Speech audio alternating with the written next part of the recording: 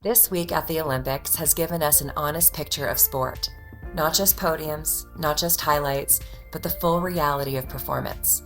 Mistakes, comebacks, injuries, unfair moments, breakthroughs, dominant performances, and the emotional aftermath of all of it.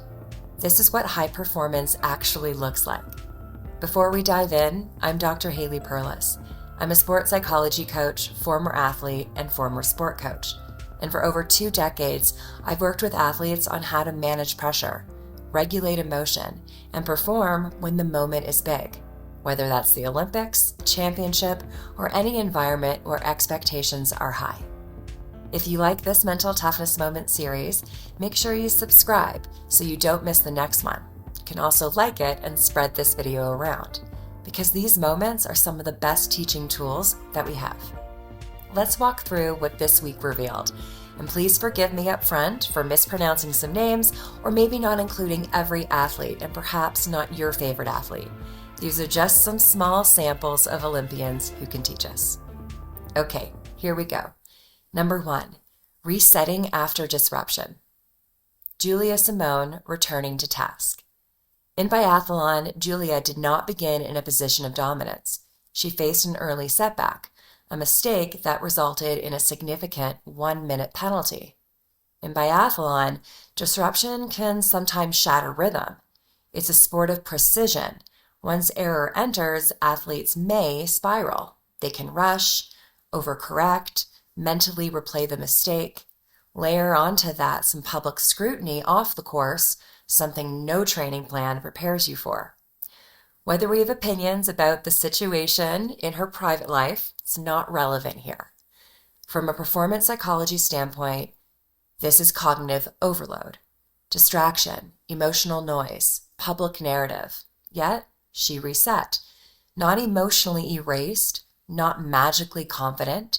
She simply returned to the task. And that's attentional control under stress. You see, mental toughness is not performing perfectly. It's the ability to return to task after disruption. Lesson: you don't need things to be clean to compete well. You need the skill set of attentional control. 2, when sport isn't fair. Joep Wennemars competing without control. Another story this week reminded us of something even harder. Sometimes sport isn't fair. Dutch speed skater Joep Wennemars was involved in an on-ice incident, and that forced a reskate decision, a ruling completely outside of his control.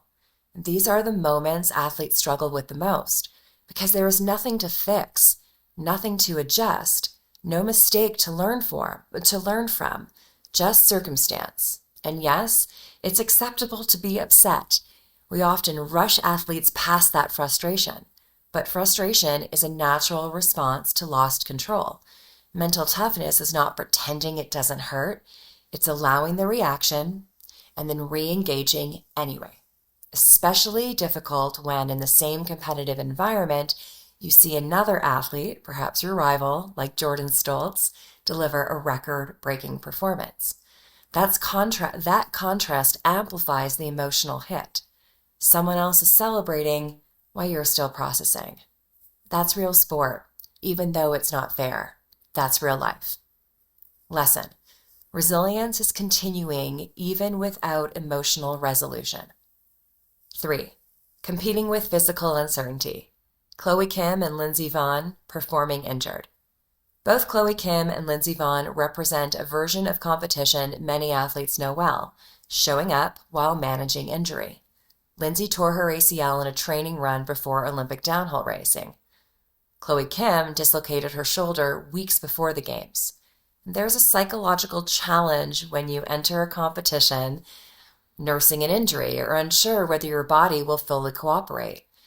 Injury doesn't just affect movement, it also affects commitment. Athletes may begin asking, can I push? Should I protect myself? What if something else goes wrong? That line of questioning can fragment execution. The mentally strong will shift the question. It's not, am I 100%, but what can I execute today with the body I've got? Now, regardless of the outcome, because as we know, it didn't go so well for Lindsey, but this is not about that. It's competing with what is available. Chloe Kim is going to compete and go for her third medal in halfpipe. Her injury, well, she's still showing up to compete. Not because conditions are perfect, but because readiness is rarely perfect. Lesson: confidence is not the absence of doubt. It is the willingness to perform alongside it and choosing to execute with what you have today. 4. When the results hurt. Kirsty Muir, the emotional weight of near success. Freestyle skier Kirsty Muir narrowly missed the podium by just 0.41 points. Fourth place is one of the hardest results in sport, right? Close enough to know you were capable, far enough to leave empty-handed. Her visible disappointment is a powerful learning moment. Disappointment is not failure. It is evidence of investment. Being able to feel that loss while still demonstrating sportsmanship, of course, is emotional strength. It's not weakness. Lesson: care deeply, feel fully, recover deliberately. Learning to process outcome emotions without letting them erode your confidence is part of long-term excellence. Now we shift to a different challenge: success. Jordan Stolz entered competition with enormous expectation and delivered record-breaking performances. Psychologically, expectation is pressure of a different kind. Where underdogs attack, sometimes favorites protect. Protection thinking sounds like, don't mess up, hold this, stay safe. That mindset tightens timing and disrupts flow. Elite performers resist that urge. They don't perform to secure the outcome. They perform to continue their process. Fast opening, clean execution, momentum building. This is where many athletes make a subtle mistake. They try to protect their performance. They think ahead, they become careful instead of committed. Mentally tough performers stay patient inside the success. They stay in rhythm. They trust the system that got them there. They apply the same cues, the same timing, and intention they've trained. This is competitive trust. Lesson: when things are going well, don't change anything. Keep doing exactly what works. 6. Breakthrough requires permission.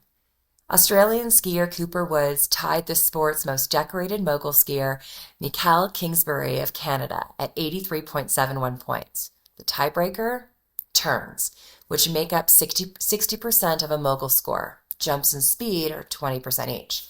Woods won the turn score 48.4 to 47.7, and that's how Olympic gold ended up in his hands.